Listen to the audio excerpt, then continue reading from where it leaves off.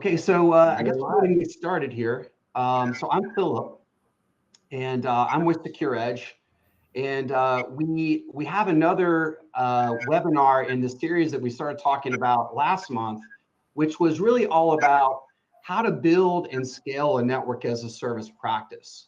Now, in this session, I brought a bunch of people. We actually thought about having 4 or 5 people, but it ended up being too much. But who I've got with me today is I've got Joey Carter and I've got Chad Maddox. So Joey, if you could introduce yourself, who you're with and what you do, and then Chad, if you could do that after that. Yeah, thanks, Phil. I appreciate the opportunity to be here. Joey Carter with Checkpoint. And my role at Checkpoint is I work with service providers all over the United States. So title is MSSP Partner Success Sales Manager. So really working on a day-to-day basis with service providers, and yeah, excited to be here. Okay, Chad, talk a little bit about your background, and feel free to, I looked at your LinkedIn profile, you've got quite an extensive background, so feel free to go as far back as you want. Okay, well, thank you for the opportunity to be here. Yeah, Chad Maddox with Kinetics, company founded in 2016. We are functionally focused on field service. We really support large IT and mid-sized service providers. It's the hands and feet, or putting technology on site. Been doing this for a long time, which may be implied by the length of my LinkedIn profile there. But as an organization, we are scaling the ability to get techs on site to complete a variety of different types of tasks. I've been doing this for a long time on a global footprint. Also been involved in a variety of different types of startups around the field service or the edge device support. And so based in Cincinnati, Ohio, and we've tried to incubate a couple different businesses from here around this. And over the last, I guess, 6 years now, it's been really a growth for us in terms of our marketplace and how we're working with Secure Edge to scale. So very interested in how we drive with APIs and different types of connections into the field services, deploying this infrastructure, as it has been a pretty traditional spreadsheet list of tech driven type of model. And we're trying to transform how that's done today. Yeah, so what's really funny, and then I'm Philip. I own am the CEO of Secure Edge, and I started Secure Edge back in 2006 as a VAR and a managed service provider. And several years ago, we sold the services side of the company because we had been building software. And the software that we were working on was to do a lot of things that we're talking about today. So I'm all about, I think it's really, people talk about digital transformation and all these types of terms or whatever, and they're really kind of overused. But it is kind of funny that in our industry, we're selling networking and data and all that. And then when you go inside of a lot of, VARs and MSPs and you ask them about internal processes, they're like, well, it starts in email or it starts in a spreadsheet. We're like, aren't we talking about digital connectivity and transformation for the customers? It's just really funny. So I'm with you on making it all kind of work together as one. And that's really what we're going to talk about today. Is in the first session, we talked about really why you want to build a network as a service practice. And so we really got into like the numbers because it's actually a very profitable business. And that was the first kind of session that we had last time. Today, what we're going to talk about is this concept of how you can deploy or build your business utilizing partners. Now, partners in some instances or some circles is considered kind of a dirty word, if you will, or sometimes you'll go into a company that's an MSP or a VAR, say, hey, do you guys work with partners? And they're kind of like, well, no, we don't do that. And so I wanted to define like what a partner is and then what that actually means. So we just define a partner as a solution partner is kind of a longer way to say it. But it's really any partner that you work with that helps you support your customers. And that could be lots of different companies, could be manufacturers, could be, distributors, could be, field services companies like Chad's company. So we're going to unpack a little bit about that, what that is say. But the first thing I want to do is establish is what is an actual solution partner, if you will, if you're a VAR or MSP, watching this webinar. And the second thing that I really just wanted to talk about before we get started is something that a lot of people maybe don't spend a lot of time thinking about. And that is that thinking about partnerships as a strategic advantage in business. And I want to talk about this for a second. If you think about it at your house, when you order cable service from your local telco provider or cable company, the person that shows up in that van and installs the service many times is not a badged, Spectrum or AT&T, company. And certainly today with the gig economy and the way that, you've seen companies like Uber build these kind of business models, we have to think about how can we Uberize, if you will, our service provider businesses, and then be able to utilize a model like that to expand and grow. And so I think a lot of people maybe don't even think about that, or they see a big brand like a big telco, like an AT&T or an IBM or whatever. And then when you actually work inside these companies, what you find out is that their service coverage and the way that they get to this, nationwide coverage is actually a network of partnerships. It's other companies that they're working with. And so I want to just kind of like reset the mindset of partners are bad, specifically deployment and things like that. The partners can actually be a huge advantage. And Chad, do you want to unpack any further than I did there? No, I think that aligns very well with the way we view how you bring scale and predictability. So we work in the channel. So partners is how we deliver our service. So it's getting the right tech at the right time with the right skill set. So there needs to be transparency. There's a lot of different ways that these ecosystems are being set up today. There are good reputations, there are bad reputations, and the risk is that when you're working on your deployment, you're building your managed service offering, it's aligning with the partners that can act and behave with you in all these different types of events. And we certainly see the capacity now for any size service provider to be able to win and scale larger deals because they have the agility, they have the subject matter expertise. Our hope is that we can help bring some comfort to the idea of how do I get people on site. So if I'm selling a particular solution, I have to roll it out to 10 locations or 1,000 locations in one state or all states or even globally, that you now have a mechanism to do that. All the remote technologies that we're using, including the technology we're using for this event, has enabled that. So I think that is the architecture that the operators of these MSPs, when they start plugging in these right partnerships, I think there's opportunities for us to win deals that in the past only belong to the largest of providers are out there. So I think the opportunities are just spectacular in terms of that scale and scope. You have to be a subject matter expert and try to normalize that, getting it deployed or being able to scale this, be able to finance this. We have the mechanisms to do that. That's not going to be the obstacle any longer. So I love it.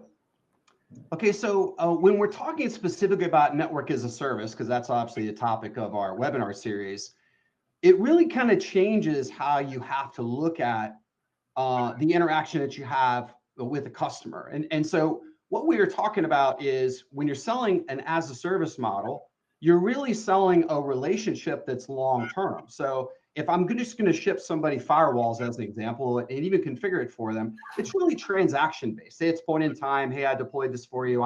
You're good to go. Call me when you need me.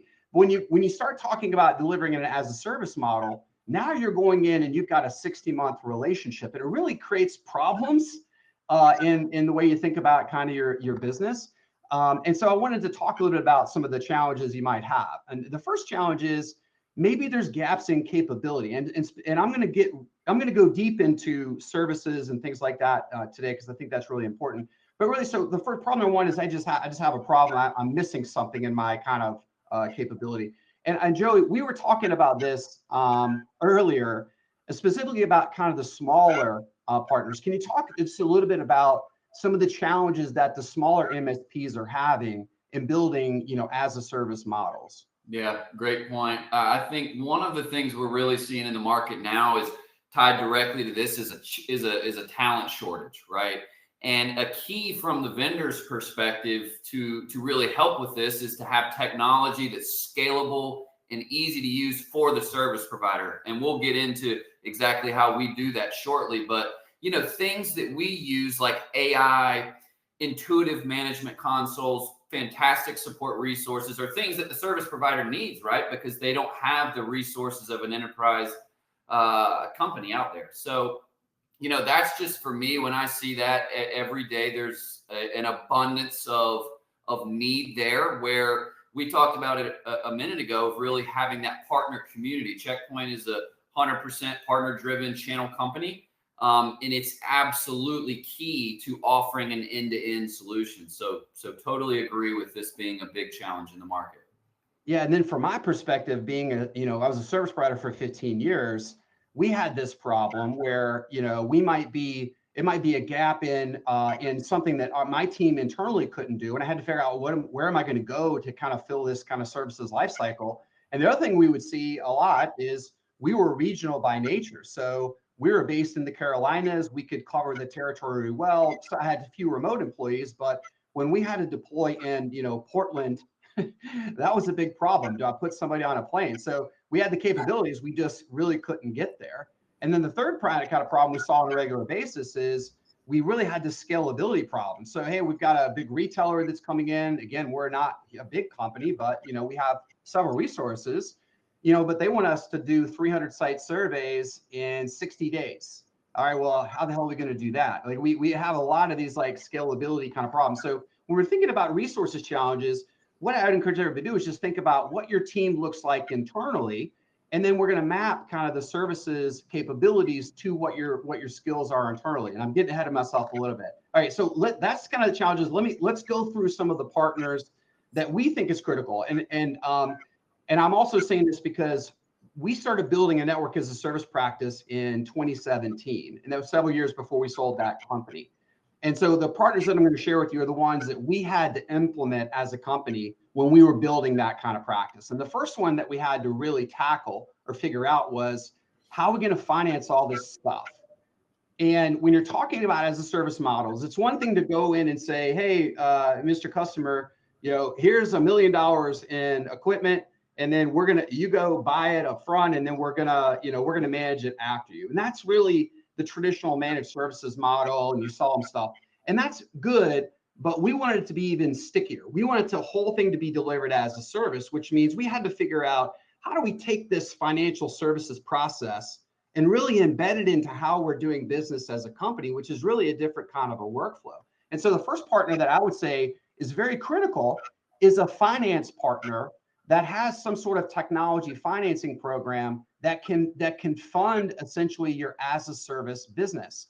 And I can tell you from experience, if you design this correctly, it gives you the ability to scale with growing your upfront revenue and still getting paid that one-time revenue, but then being able to grow the recurring revenue as well. And obviously that's the goal of every owner that's on the call today, is how do I grow my recurring revenue and increase the value of my company? And so I can't underscore enough how important financing or technology financing is. And a company like Wells Fargo, can provide those types of services.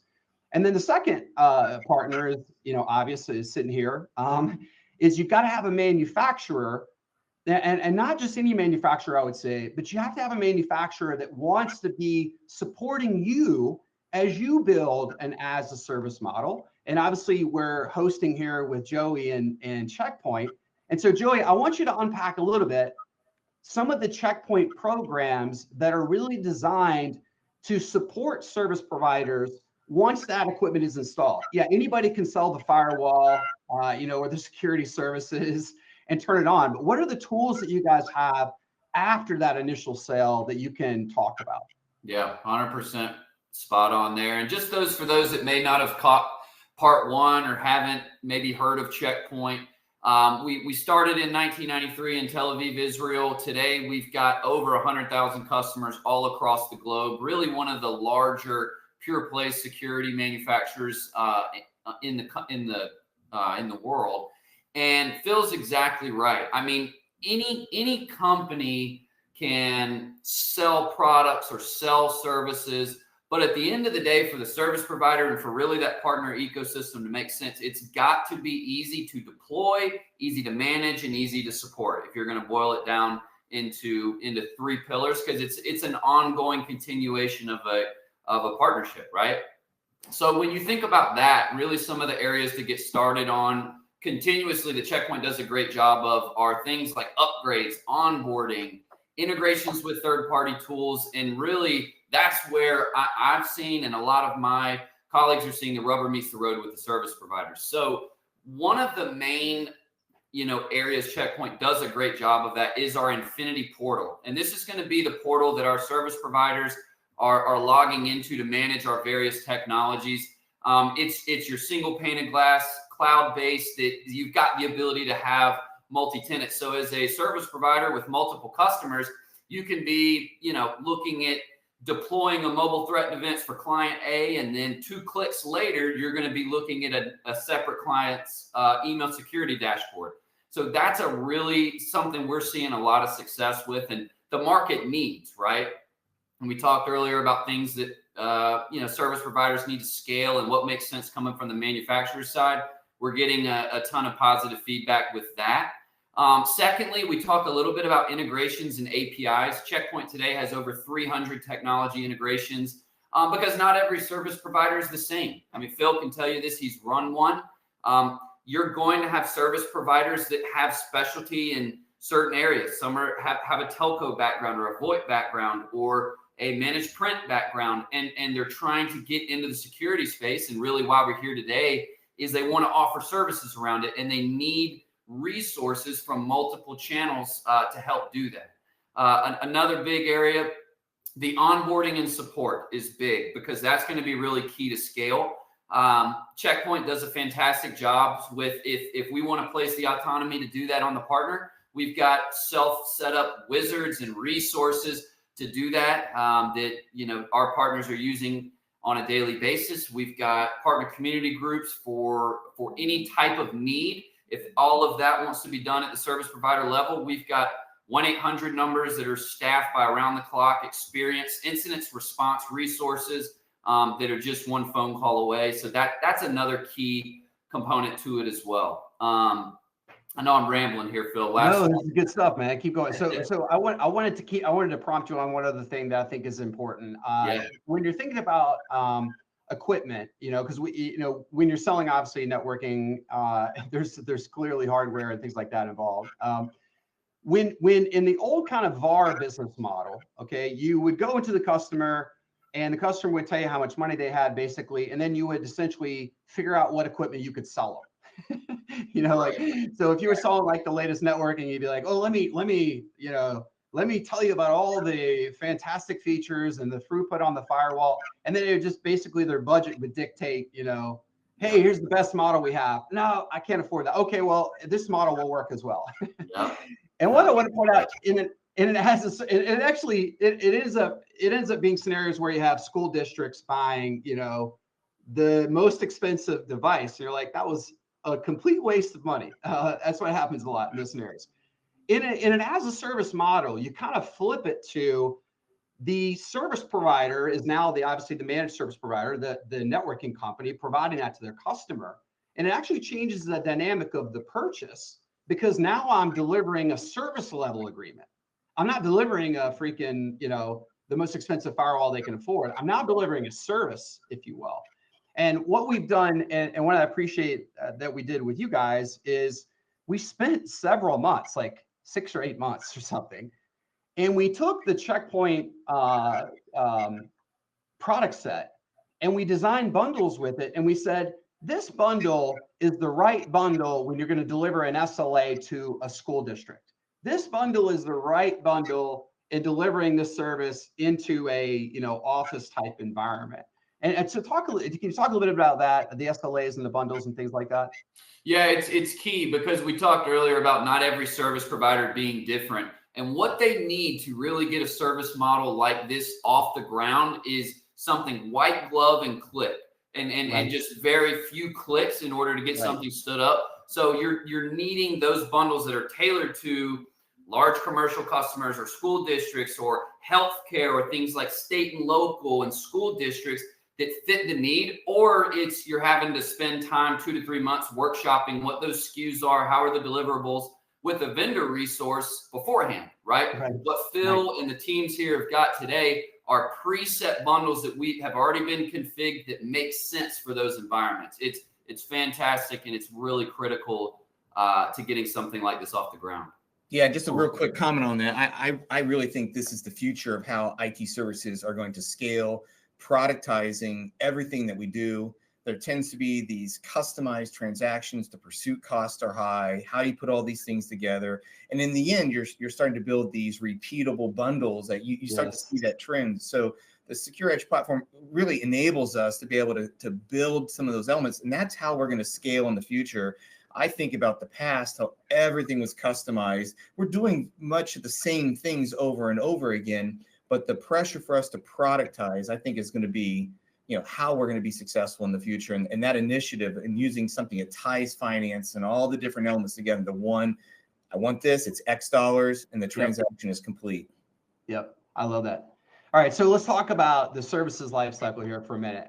So like I said in earlier is, when you're selling an as a service model, you're really saying, hey, I'm going to put this equipment on site, but I'm actually going to be responsible for it because I am the service provider. Now, that doesn't mean necessarily that it's all your team. And that's the power, obviously, of partnerships. So if you think about, let's say, the life cycle of any piece of networking equipment, whether it's a firewall, switch, access point, whatever it is, you've got this process that you go through where I've got to assess and design what the customer needs. Hopefully that's in a pre-built package, right? I've got to install it and deliver it on site. I've got to configure it and set it up either on site or remotely.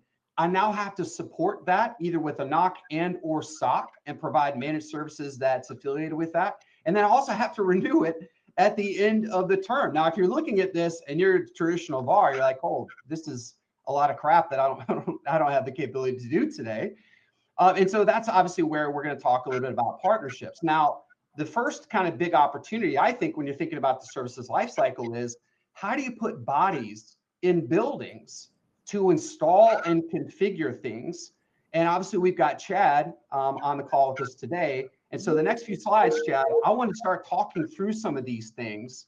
And so talk a little bit about how you at Kinetix, what your business model is, and feel free to go as long. We've got a few slides here on some of your product offerings. But go ahead and jump in and talk about what you guys do and how you help. Yeah, I wish I would have taken the cue from you a little bit earlier about my background, but just to tie into how we do this today, I, like you, had a service provider. We were focused on the legal vertical and did a lot of the deployment on a regional basis or local basis. We had our own W2 techs. We would install networks. Now, this is a long time ago, so this is like Novell and things like that. But I started working with a company called Contingent and started working with this variable labor cost model. So putting techs on site, and really viewed a lot of this stuff skeptical at the beginning of how do you get a person to go on site to act as me to do quality work. So they have to arrive on time. They have to be able to communicate clearly. There has to be check-in, check-out methodologies and put these things together.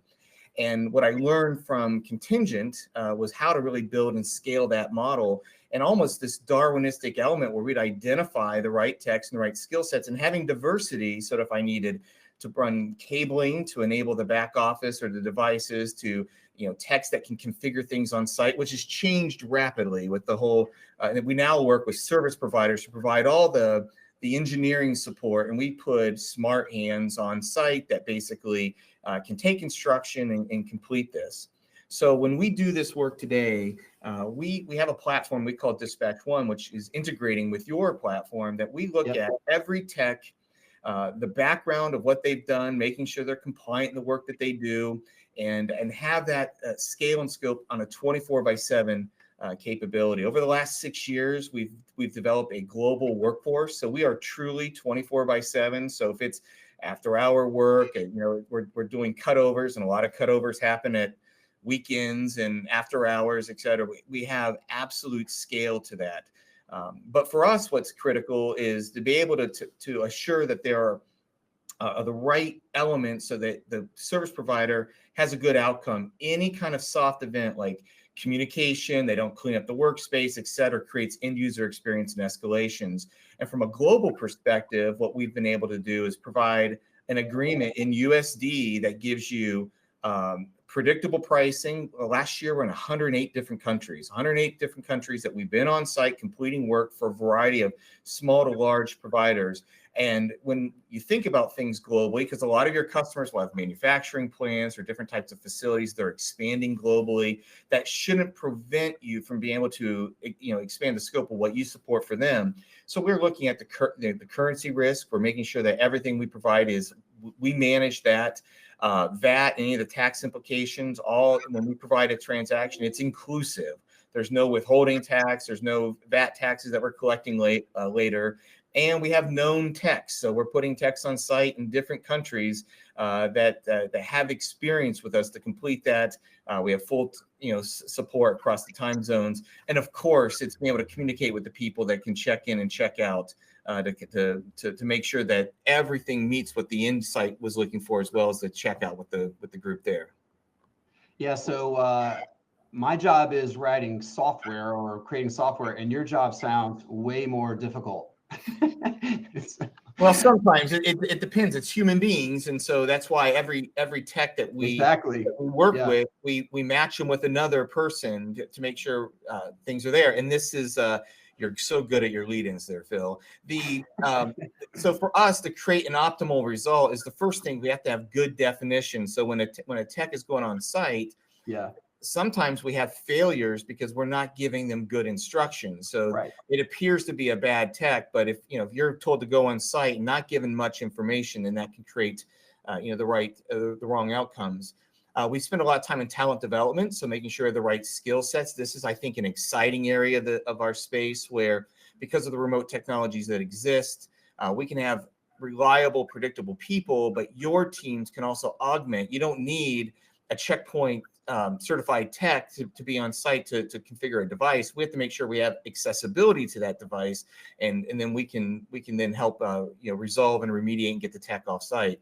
And then it's also building the right pro formas and budgets. To your earlier point, there's a variety of different labor costs that's out there in the United States. We have a lot of challenge with co-employment. So if you put techs on site in certain states, you have to make sure you're compliant in a lot of different ways. So having the budgets to put that together makes all the difference. And then, of course, if it's coordinated correctly, we think all these things to get together create a quality outcome. I love it. So when we were, VAR or a service provider, we were using services like Kinetix as well. And we would get into a situation where, we might have 300 locations we have to cover. And I could look at my team and go, I think we can get to 50 locations, in the time frame we need it. And then we would go and try to find you to outsource and to partner with. And I think the key there on your chart here is it's the coordination. Like, to the customer, it really needs to feel like one service provider. That's the company that they're working with. And then your service needs to feel like it's integrated directly in. And so what I like about what you've done with your platform, if I could give you some props here, is you focused in on the software and the API framework so that could feel seamless. And if you think about this from a customer's perspective, our customers are ordering pizza and they know the real-time status of their pizza. And if they can do that, they should be able to order millions of dollars in network infrastructure and services and know exactly the status of what's happening at their sites. Yes. At any given time. So anyway, let's talk a little bit about just stories here before we move on from you, Chad. So talk about some of the deployments you've done, because I want people to think about it in how can I use this? How can I do this at my company? Whether some of the companies on the call here today are actually telcos, and then some of the companies are MSPs and VAR. So run off a handful of stories on how people are using your service. Yeah, and just for a point of clarification, so Starbucks is one we did.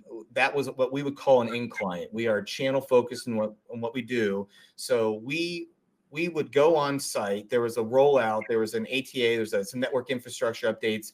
8,500 locations, and we had to do that, in a pretty compressed period of time. So we're doing 35 to 50 stores per day. So we're looking at tech coordination, local logistics, getting the right edge devices on site.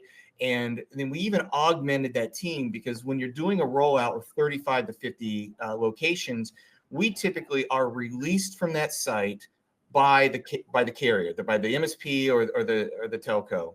So we go on site, we do the swap out, we do the cabling, we're going through these scripts, and then we're checking in, and everyone's saying yes, everything that we expect is occurring, and the tech is released. So depending on how schedules are set up, and this is where you have to stagger things so we don't overwhelm the service center, the help desk, or the NOC that is taking on that event.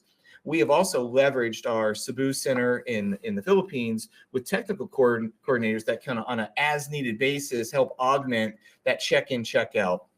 I'm calling that out because not only is it us adding techs on site to get scale for the reach, but you also have to plan for when I'm doing a rollout that has the compression, you need the ability to release that tech. And that means your staff has to be available to receive the call and go through the test out methodologies. And we can help augment that. But that's an example of what we did with the carrier. And that just shows breadth to it.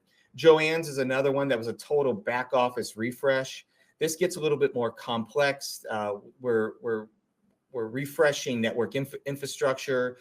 There's cable cleanup events that occur. A lot of times you go into these locations and you're changing out that infrastructure. There's a lot of opportunity to look at what the battery statuses are. We've seen situations where there's old equipment, the cable needs to be cleaned up or repooled, and it's multi-site, so it's multiple days, staggered over a period of time. A lot of this stuff in these cutovers, of course, are after hours, very limited windows of time when the tech can come on site. The store gets shut down, it has to be reactivated. So there's milestones that you're looking at, if we're going to migrate a particular element of that network that all parties agree that we're able to meet that so the store can reopen.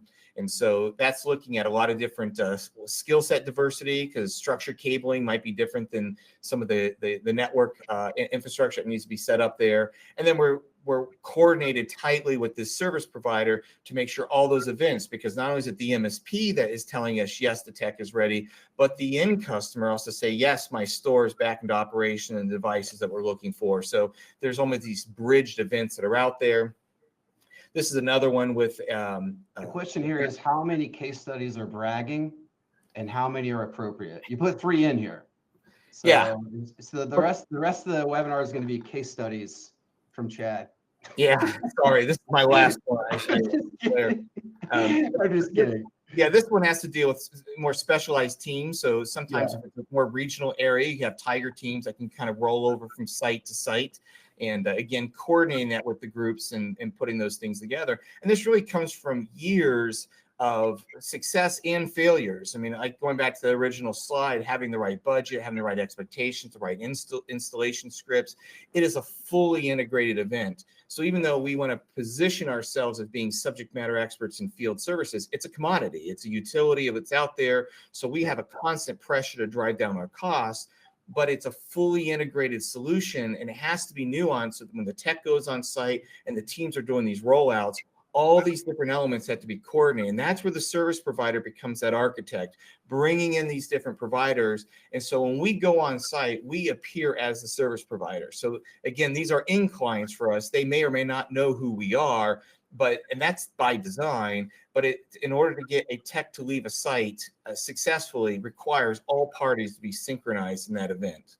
I love it. So the other thing too is when I had a service provider business, the installation and feet on street was one of those things that was really hard to predict. Because you might have a rollout for a customer and you might have hundreds of locations, and then 3 months from now you're not doing anything like that. So it was really hard for us to hire internal staff, not to mention managing the check-in and check-out, and making sure that those technicians are behaving properly when they showed up on site, that maybe they hadn't smoked marijuana before they showed up. Maybe they, don't hit on the people at the, there's just all sorts of stories we had when we hired technicians ourselves. Yeah. And so it's just a great opportunity to outsource that to somebody like you, that's what you deal with.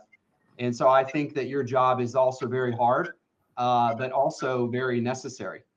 I think even the largest of service providers, I spent several years at CompuCom, which is a very formidable IT service providers out there.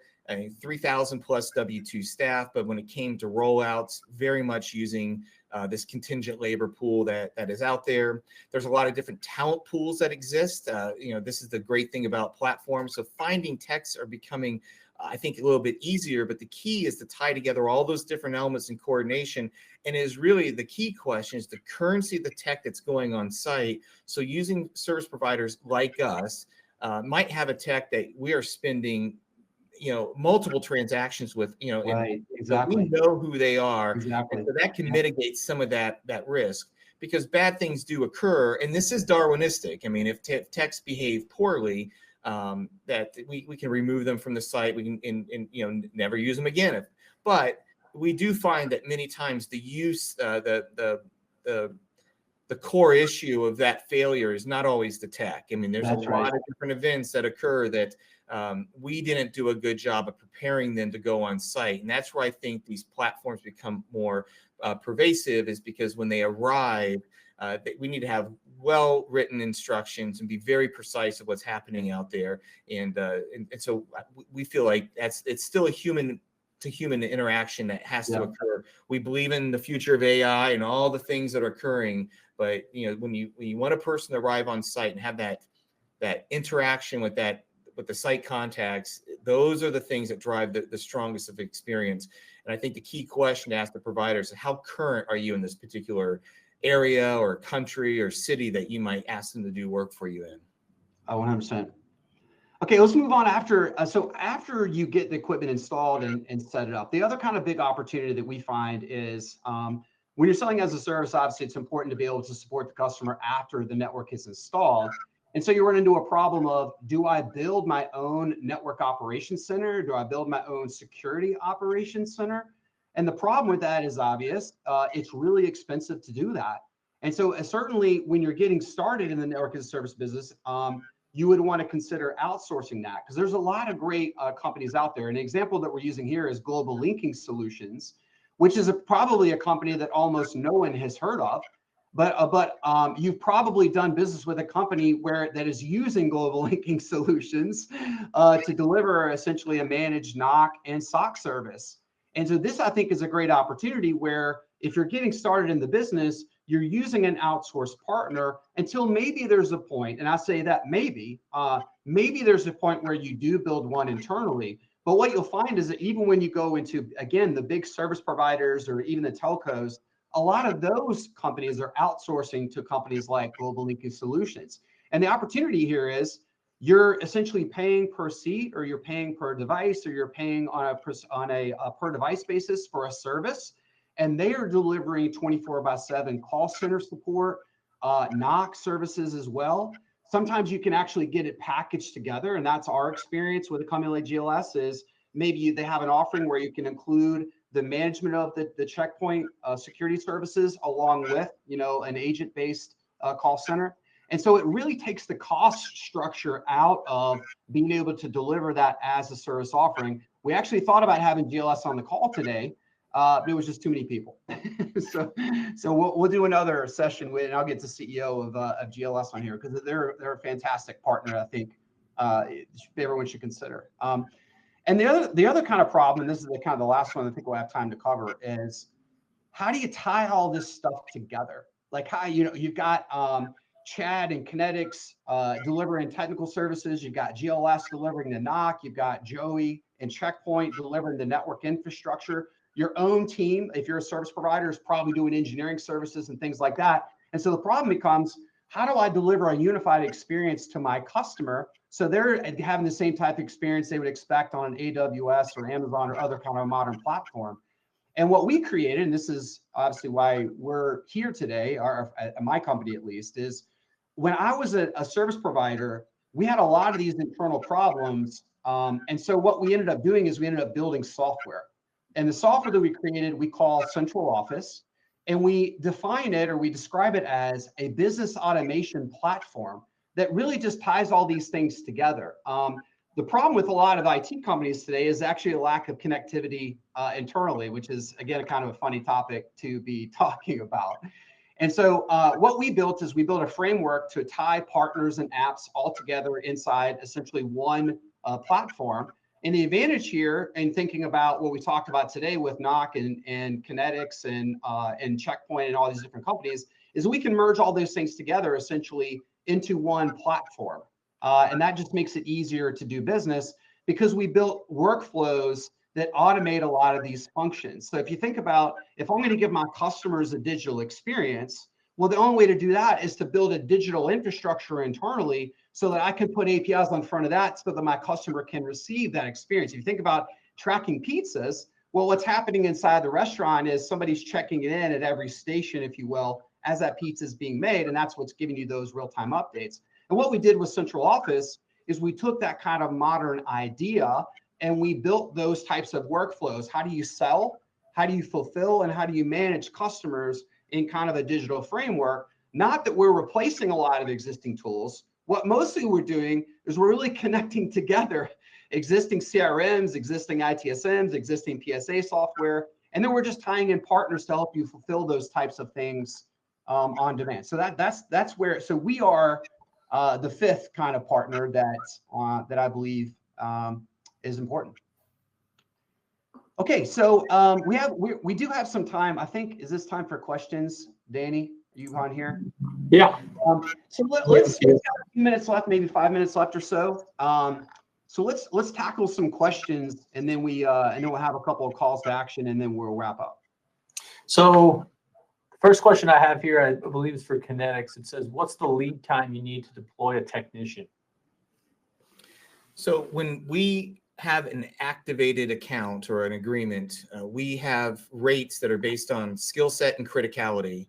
So we have techs on site in 4 hours, 8 hours, next business day, et cetera. If it's more of a planned project rollout, we can work with the teams. That usually takes about 5 business days to activate. But we have a kind of a on-demand service that could be as quick as 4 hours, assuming we're integrated and onboarded. But that's our response time thresholds.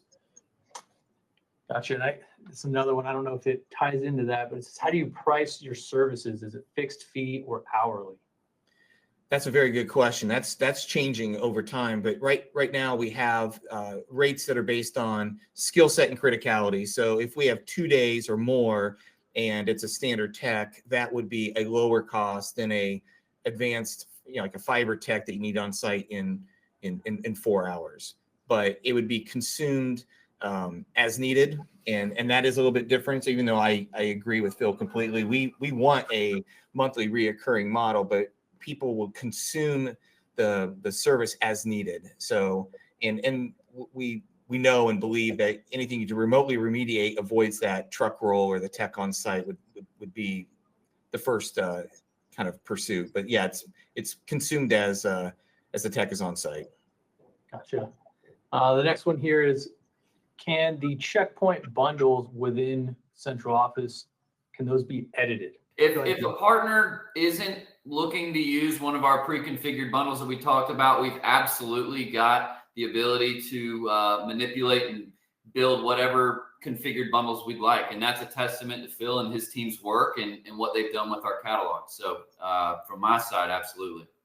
Yeah, I'll pile on that. So if you think about how bundles are created today, somebody like Checkpoint will create their own bundle, and that might be a device and the licensing and the services that go along with that from their perspective, they're providing. So security services primarily. And then if you're a VAR and MSP, you're adding your own services to it. So it's really important that when you're thinking about bundles, it's really your bundle for your customer. And your bundle is going to have your configuration services. It might have installation service from Kinetics inside your bundle. There's all those types of things you have to think about. But the key understanding there is it's the service provider's bundle and not just the manufacturer's bundle. So yeah, yes, you can package however you want. Yeah, and that's a really good question.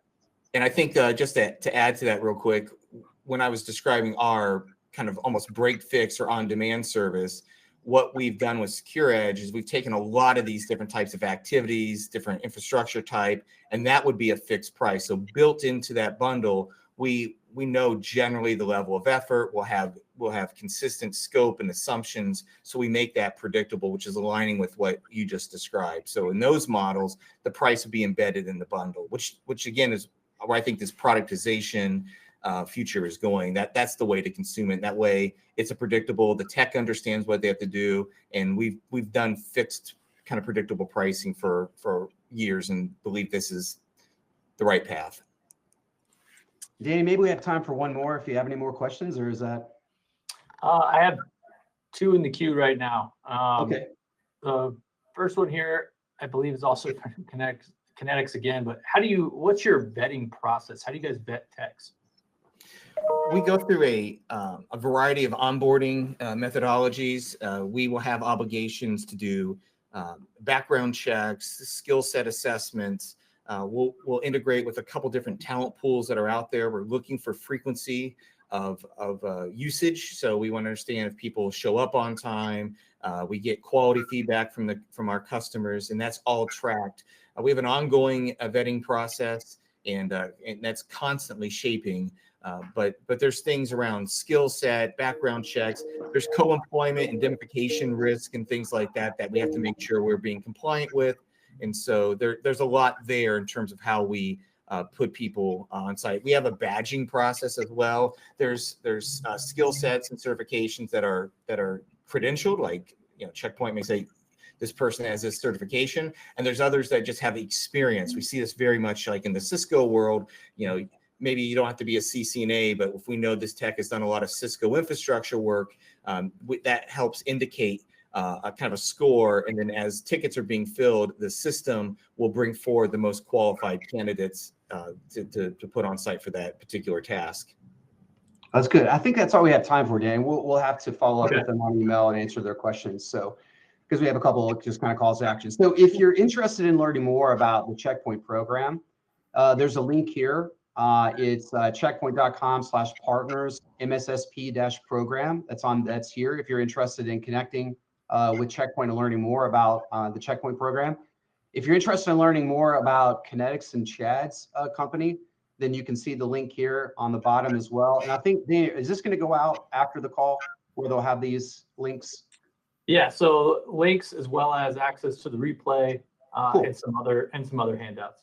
Okay, cool. All right, perfect. That's great. So don't worry about writing down the long thing. And then on our kind of information on our platform, which is a central office, you can find out more about it on the link here. Now we have one more webinar in this series. And the last one that we're doing, I think, is actually the one that probably everybody wants to talk about, which is all about automation. So there's a lot of talk about generative technology and what you can do with it. And we're going to talk about it. I think a lot of people talk about, ChatGPT and all this kind of cool tools, but then we're in the IT industry. And the question is, well, how do we use these, all this shit I'm seeing around me? How do we use that internally? And we're going to talk a little bit about the opportunities and actually demo. So in the last session, we're actually going to demo some functionality inside of our software where we're using generative technology and talking about the specifically how to use it in a network as a service business. So probably a fun one, if there is such a thing for webinars being fun, but that'd be a good one. So with that, Chad and Joey, thank you so much, man. I really enjoyed hanging out, talk to you guys today. Yeah, likewise. Thank you, Phil. Yep. It was great. Thanks, Phil. All right. Talk to you soon.